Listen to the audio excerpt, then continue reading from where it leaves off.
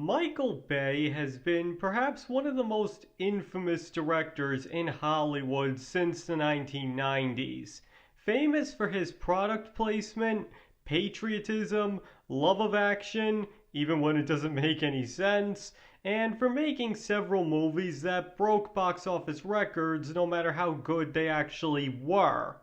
But that being said, the general consensus is that his movies can range from downright awful to surprisingly good when given a quality script to work with. But that most of the time they fall somewhere in the middle, usually being watchable but not great. But even with all of that, there's still some lessons that can be learned from a couple of his movies, and actually pretty important ones at that. And today I'd like to explore one of these lessons in great detail, mainly by comparing two of his movies to each other and exploring what each of them did right and wrong. But before we go any further, I would just like to warn all of you that there will be spoilers for both movies I bring up ahead. So if there's any of his movies you haven't seen yet but plan on watching, you should probably proceed with caution. This will be your one and only warning. Okay, so to get right into it, the two movies I want to compare to each other here are his most famous movies from the 90s, The Rock and Armageddon, and more specifically, how each movie presents its characters. Because when you really look at it, one does a much better job at making its characters sympathetic than the other does, and it may surprise you which one that is. Now, as I went on at length about in my Harry Potter video, and you can find a link in the description, in any given story, it is really important that the good characters always remain sympathetic, and the bad characters always remain unsympathetic. Now, sure, there are things like anti-heroes and sympathetic villains, but the point here is that the audience must always feel for the characters exactly what the writer wants them to feel. Because if they don't, then that usually leads to a lot of problems. And as I freely admitted many times before, I am certainly no writing expert, but I have written quite a few books. So if you're willing to take the word of an amateur writer, I'll demonstrate the perfect example of what I'm talking about here. Okay, so The Rock is actually considered one of Michael Bay's best movies, with some even making the argument that it actually is his best movie. And it's pretty easy to see why that is. It's got a lot of good action that's justified within the plot, an interesting premise, a good cast, and a wide array of characters with a surprisingly good villain for a movie of this nature. In fact, he may even be a little too good. Because to oversimplify it, the plot of this movie is a retired military man holding Alcatraz hostage and threatening to destroy the city of Los Angeles with horrible gas bombs unless the government pays a total of $100 million to the families of men they left for dead and promised the money to. And how does the government respond to this? They seem more annoyed that he revealed details about a top secret mission more than anything else, and instead send a crew to break into Alcatraz and kill his team, and if that doesn't work, then just blow up the whole island. They never even once stop and consider that maybe he's right. That maybe it was wrong to just abandon their own men and not even have the decency to give the families of those men the money that is owed to them and for every legal implication of the word, rightfully theirs. And keep in mind that these are supposed to be the good guys. But it gets better, because we then find out that he actually had no intentions of following through on his threat. That's right, the bad guy never planned on actually hurting any innocent civilians in a million years, and even starts fighting his own men when they don't care who gets hurt as long as they get paid. And on the flip side, in order to get their team into Alcatraz, the government has to free a prisoner they've had for a very long time and promise him his freedom in exchange for helping them on this mission. And what do they do as soon as he's out of the room? Tear up his freedom paper and make it clear that they have no intention of letting him go, even if he does carry out the mission successfully. So, to put it simply, if you were to only watch this one Michael Bay movie, you might get a little confused as to where he got the reputation of being overly patriotic from, because this movie makes the government out to be little more than a band of backstabbing crooks. Now, to be completely fair, the movie does go out of his way to try and prevent the audience from feeling this way, because what they were clearly going for with Hummel is that he's a man with good intentions that took things way too far. And they make it clear those gas bombs he steals are way too dangerous. An Army SEAL even tells him outright that he absolutely agrees with him, but that he's taking the wrong approach to solving the problem, and even admits that he was wrong and shows remorse for what he did before he dies. And on top of that, taking people hostage and even threatening to use something so dangerous isn't exactly the best thing to do, no matter how noble the cause is. But none of that changes how the government reacts to it. Again, they're supposed to be the good guys, and they end up coming across as worse than Hummel. Now again, to be completely fair, it is arguably reasonable that they wouldn't want to give in to Hummel's demands simply on principle, because if they do it this time, then people will just be more inclined to try the same thing in the future, and probably for a less noble cause at that. But what isn't is that they never consider if he's actually right or wrong.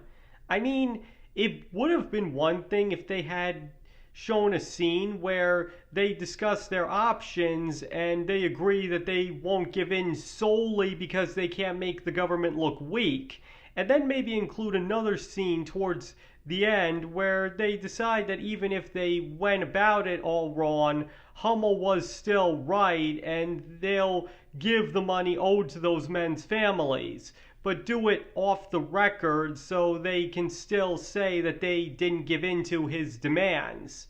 And honestly, that could have gone a long way in making the government look more sympathetic. And even then, people would have probably said that was a pretty thin excuse, especially if you still include the scene of them tearing up Mason's freedom papers. But again, to be fair, even the movie itself treats that particular action as wrong. But in the movie as is, the government is almost completely undefendable in their actions. Hummel is a man who takes no enjoyment in what he's doing, doesn't resort to violence unless he has to, and in the end was ultimately bluffing. The government, meanwhile, won't own up to the fact that they screwed up and are more worried about keeping a secret mission under wraps than paying compensation to innocent people that could really use the money and is completely and legally owed to them, and as a last resort was going to kill the terrorists' hostages along with them if that's what it took, rather than just say, hey, maybe this guy's got a point. Maybe we should stop and consider our actions. To put it another way, Hummel wasn't willing to kill innocent people even in the name of a great cause. The government was for a selfish one. Really, there are a few good characters that actually come across as sympathetic, with the two best examples probably being Nicolas Cage's Goodspeed and Sean Connery's Mason, and the latter of whom is a political prisoner, I'd like to remind you. And this mainly comes down to the fact that Goodspeed has absolutely nothing to do with the money situation and is solely motivated by the desire to save innocent people that he believes are in danger. And what also scores him some points is that he does the right thing at the end by letting Mason go instead of letting him get sent back to prison, because even he knows that tearing up the man's freedom papers was wrong, that this man deserves his freedom and is clearly not a threat to anyone. And as for Mason, sure, he may be a thief and prisoner, but he's so brilliantly played by Sean Connery as a tired old man who's been through a lot in his life and just wants to spend some time with his daughter that you can understand his behavior. Even when he briefly tries to abandon the mission, you can totally see where he's coming from, and only proves that he is ultimately a good man when he's persuaded to do the right thing in the end. Okay, so to put it simply, The Rock may succeed as far as its characters go on an individual level, but when it comes to the government itself, they completely messed up. And as I pointed out before, there were ways they could have kept the plot intact while keeping them in a sympathetic light, but instead they just want you to root for them because, well, America! Oh yeah! And because Hummel went a little too far in achieving his goals. Again, it's really telling that the movie has to have Hummel killed by his own henchmen, and they be willing to take things much farther than he is, so you're not rooting for the bad guys over the good guys. But by contrast, none of this happens in Armageddon. All of the likable characters come across as just that, likable, and even when they do something not so nice, you can totally understand why they do it. And as far as the government goes, well, it's like night and day. They're extremely competent, motivated to save the planet not just for themselves, but for all the innocent lives that would be lost as well, and are nothing but helpful throughout. And they also make it clearer that they intend on giving the drillers exactly what they promised them, as well as that they're not going to give them everything they want just because they asked for it, instead of leading them on to ensure their cooperation. Heck, there's even a pretty good backstory for one of the engineers, which was actually all Billy Bob Thornton's own idea. Now sure, there is one comment made about the fact that NASA is dangerously underfunded, but what makes it work in this case is because, frankly, that's exactly how it works in real life. NASA doesn't have much in the way of a budget and would be completely unprepared if an asteroid was going to hit Earth. To put it simply, for a movie that gets so much wrong, it gets that surprisingly accurate. And also, it's not presented as anybody's fault in particular, like them saying, I've told you time and time again we needed more money and you fools just wouldn't listen to us. And it is instead presented more as just general ignorance on the part of everybody involved, thus doing a perfect job of keeping them in a sympathetic light. Now sure, the movie is cheesy, cliche, inaccurate to real-life physics, and of course, the whole wouldn't it be easier to teach astronauts to drill than to teach drillers how to go into space thing, but it nails the characters. And that's why I believe it was such a big box office success, because it was simply a fun movie that nobody took seriously with well-written characters. And really, though there have definitely been better ones out there, what else could you really ask for in a summer blockbuster? Okay, so to put it all simply, The Rock may be a better movie, but Armageddon does a much better job when it comes to portraying its characters sympathetically. Now, some might argue that what gave Armageddon a slight edge in this case is that it doesn't have a villain, but that honestly almost makes that feat even more impressive because that means all the characters in the movie are supposed to come across in some way as sympathetic and manages to pull that off pretty well.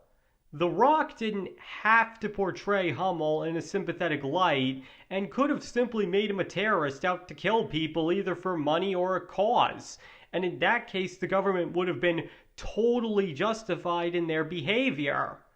As I said in my video on the problem with sympathetic villains, and you can find a link in the description, what can sometimes happen when you make the bad guy too sympathetic is that you risk the audience being more invested in them over the good guys, to the point that they may even start to root for them instead.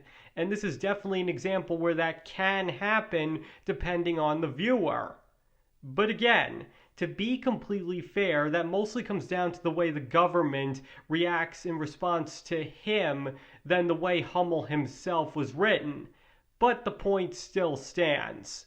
So basically, as a writer myself, I can safely say that if you were ever taking inspiration from these two movies when writing something of your own, though I'm not exactly sure what that would be, I would definitely say that while The Rock is the better movie to look at on the whole, Armageddon is definitely better when it comes to making sure the characters come across as sympathetic. Okay, that's all I have to say on that. So now I'd like to hear your thoughts. Do you think The Rock messed up when it comes to the way they portrayed the United States government, and that Armageddon did a much better job of putting them in a good light? Or do you think it was done perfectly in The Rock and that I don't know what I'm talking about? Please let me know what you think in the comments. And remember, it's okay if you disagree with me in this video, and I have no issue with you if you do. And just as a final note, you can feel any way about the United States government that you want to. This video is simply to demonstrate how it was presented in two different movies, and is in no way meant to reflect how they are in real life or how I personally feel about them. And thank you all for watching.